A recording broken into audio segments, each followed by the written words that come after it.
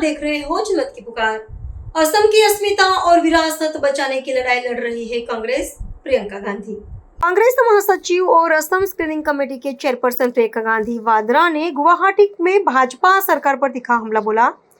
उन्होंने कहा कि असम की जनता मौजूदा भाजपा सरकार की नीतियों से पूरी तरह निराश हो चुकी है।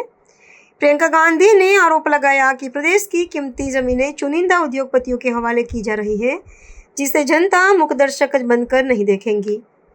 प्रियंका गांधी ने असम के गौरव और सांस्कृतिक चेतना पर बात करते हुए कहा कि राज्य की लड़ाई अपनी विरासत और संस्कृति को बचाने की है। उन्होंने बीजेपी पर जमकर निशाना साधा। प्रियंका गांधी की पूरी बात सुन लीजिए। मैंने सोचा कि अकेले मिलके थोड़ा सा अच्छी तरह से फीडबैक मिलता है, तो देर रात तक हमने ये काम किया। फिर से आएंगे और करेंगे, और जो स्क्रीनिंग कमेटी के मेंबर हैं वो भी सब जगह गए हैं, सब जिलों में गए हैं, उन्होंने सबसे बात की है। तो हम कोशिश कर रहे हैं कि ये एक्सरसाइज अच्छी तरह से हम करें। कल आपने पीपुल्स चार्जशीट भी रिलीज किया है। हिमंता बिस्वा शर्मा ने असम गवर्नमेंट के खिलाफ बहुत सारे चार्जेस भी लगाए गए हैं, तो क्या कहना चाहेंगे? देखिए, वो कोई नई चीज़ें नहीं है, वो सब चीज़ें हैं जो पब्लिक जानती है और देख रही है, और पब्लिक थकी हुई है कि किस तरह से असम में जितनी भी असम की संपत्ति है, असम की जनता की संपत्ति है, वो बड़े बड़े उद्योगपतियों को, एक परिवार को दी जा रही है। तो मेरे ख्याल से जनता जानती है, तो हमने इसको जो यहाँ के हमारे नेता हैं उन्होंने इसको एक पैम्फलेट में सारा इकट्ठा करा है, ताकि एक अच्छी तरह से दिखे कि क्या क्या हो रहा है। इमोशंस है, बहुत सारे लोग बोल रहे हैं जुबिन को न्याय नहीं मिल रहा है। देखिए, मेरी सोच है, और हमेशा ये सोच रही है कि ऐसी चीजों को हमें इन चीजों का राजनीतिक फायदा उठाने की कोशिश नहीं करनी चाहिए।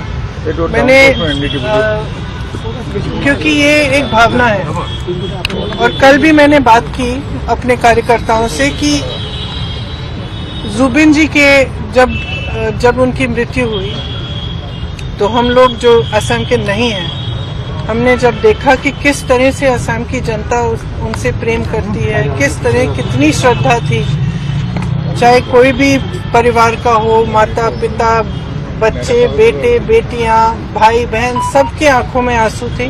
और हमने ये सोशल मीडिया में हमने ये सब देखा, तो हम बाहर से जो देख रहे थे, हम समझने की कोशिश कर रहे थे कि क्या है ये भावना, ये इमोशन, जिसकी वजह से जनता इस व्यक्ति से जुड़ी हुई है। तो मैं कल भी कह रही थी अपने कार्यकर्ताओं से कि जुबिन जी एक तरह से असम की आत्मा की आवाज थी, असम की अभिव्यक्ति थी, जो आस्ते आस्ते मेरे ख्याल से बहुत लोगों को ऐसा लग रहा है, जितने लोगों से मैं बात कर रही हूँ और मैं मिल रही हूँ, उनको ऐसा लग रहा है कि एक हमारा जो असम है, जिसके लिए मतलब जो एक एकता का असम था, एक सभ्य असम था, आज कल रोज हिंसक बातें हैं, आक्रामक बातें हैं, ये हमारी सभ्यता नहीं है।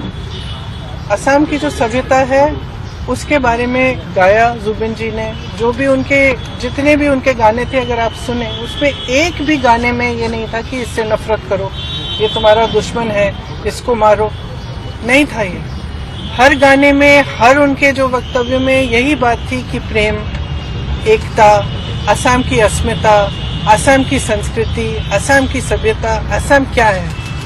और मैं कल अपने कार्यकर्ताओं को कह रही थी कि देखो, हम भी उसी चीज के लिए लड़ रहे हैं। एक तरह से हमारी लड़ाई जो है असम की संस्कृति, असम की सभ्यता को बचाने की लड़ाई है, और हमें ये बात समझनी है। बस इसका हम जुबिन जी का इस्तेमाल, राजनीतिक इस्तेमाल नहीं करना चाहते, और ना किसी को करना चाहिए। वो एक राजनीति से ऊपर थे, उनका जुड़ाव जनता के साथ एक भावनात्मक जुड़ाव था, एक जज्बाती जुड़ाव था। वो पॉलिटिक्स में नहीं थे, ये नहीं थे कि सीएम बनने जा रहे हैं, कि जनता उनसे किसी वजह से, पॉलिटिकल वजह से जुड़े। जनता इसलिए जुड़ी क्योंकि जनता के दिल में वही भावना थी जिसके बारे में जुबिन जी बात करते थे।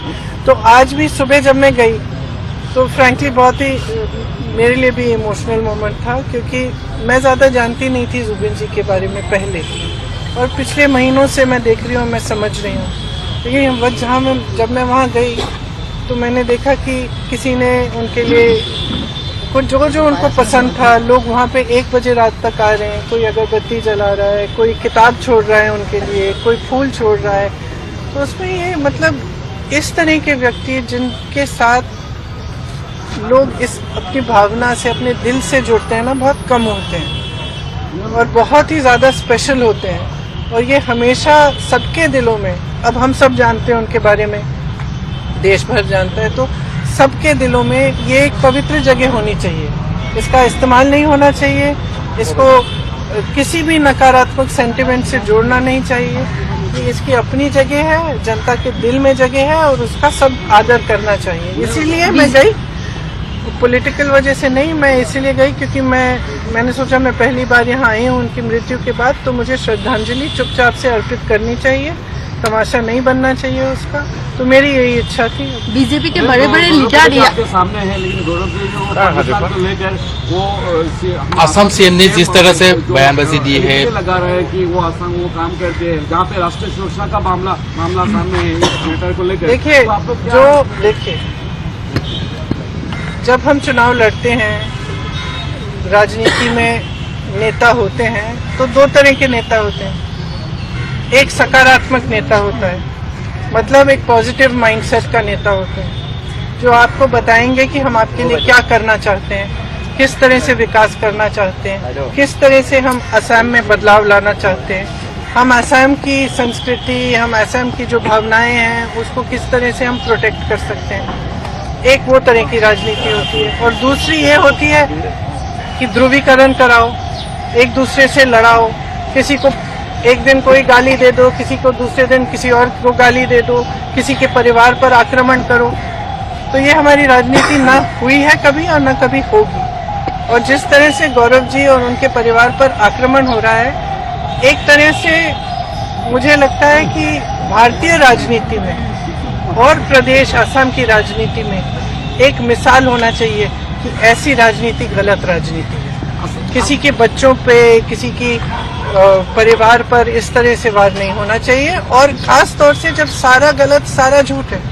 और मेरे ख्याल से असम की जनता जानती है इन पे वार हो क्यों रहा है। वार इसलिए हो रहा है क्योंकि इनसे वो घबरा रहे हैं, क्योंकि वो घबरा रहे हैं ये देख के कि ये जो है एक सभ्य इंसान है, ये एक सकारात्मक इंसान है, ये एक दूसरी तरह की राजनीति लाना चाहते हैं जो एक्चुअली सच्चाई में असम की असली भावना है। देखो, अगर असम की जनता की असली भावना ये नहीं होती तो वो जुबिन गर्ग जैसे व्यक्ति से नहीं जुड़ती। जुबिन गर्ग जी ने हमेशा एकता की बात की, हमेशा प्यार की बात की, प्रेम की बात की, तो वो तो कोई भावना होगी ना जनता के दिल में। तो मेरे ख्याल से जनता भी इसको देख के कुछ हद तक ठीक है सुन लेगी, लेकिन उनको किसी को ये पसंद नहीं आएगी ये बात कि इस तरह की गलत बातें किसी के बारे में की जा रही है। मैम, राहुल गांधी जी आज सुल्तानपुर एमपी एमएलए कोर्ट में पेश हो रहे हैं, तो क्या कहना समझते? अब ये उसी तरह की राजनीति का मिसाल है कि केस डालो, झूठे केस डालो, लोगों को प्रताड़ित करो। हम तो सह रहे हैं, बहुत सालों से सह रहे हैं, और मेरे ख्याल से एक पहचान भी बन गई है कि जो सत्य के लिए खड़ा है, जो सकारात्मक राजनीति करना चाहता है, जो विकास के लिए, जनता के लिए खड़ा है, उस पर सबसे ज्यादा सरकार का आक्रमण होगा, सबसे ज्यादा उसी पे केस डलेंगे, सबसे ज्यादा ईडी, इनकम टैक्स उसी पे होगा।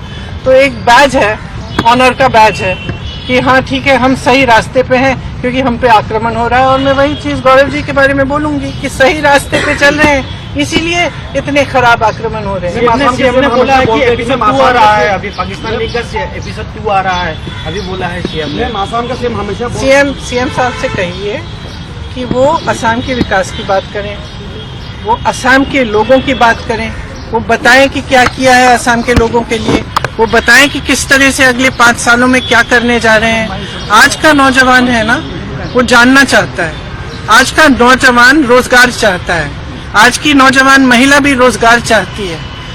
आज की जो जनता है वो इतनी आसानी से इन बातों में से नहीं फुसलाई जाएगी।